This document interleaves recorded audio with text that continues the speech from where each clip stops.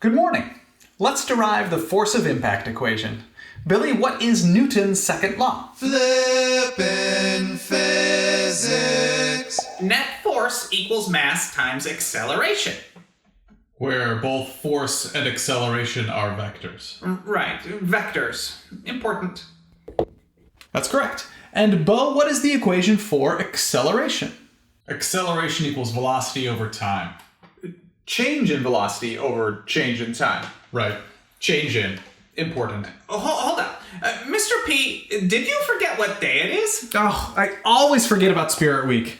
It's Pajama Day. Pajama Day.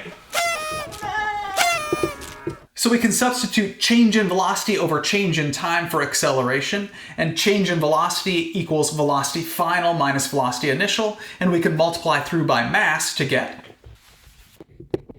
net force equals mass times final velocity minus mass times initial velocity, all divided by change in time. Bobby, what does mass times final velocity equal? What? It's Pajama Day. Yeah. Even I wore pajamas.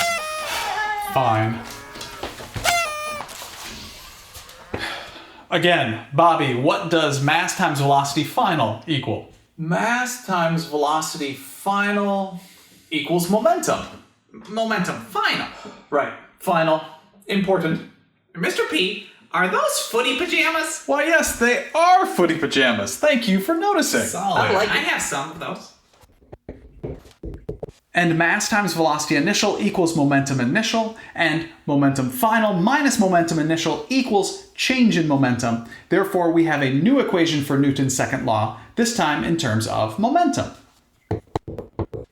The net force acting on an object equals the change in momentum of that object divided by the change in time during which the net force is acting on the object. And of course, force and momentum are vectors.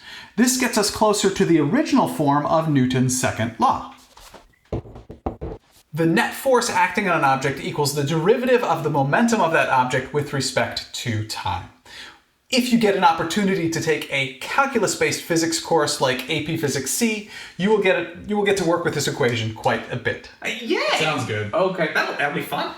I do want to point out that this marks a paradigm shift in our physics learning.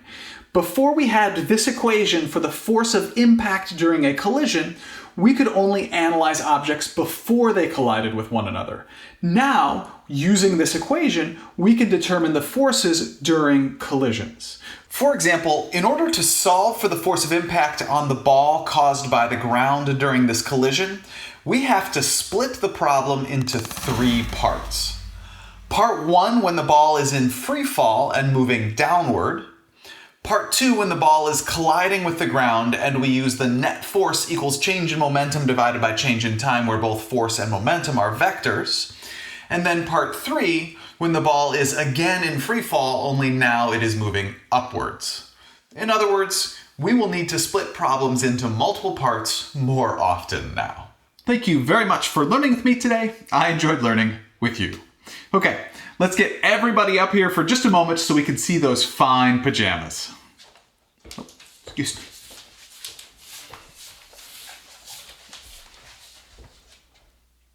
I am a giraffe.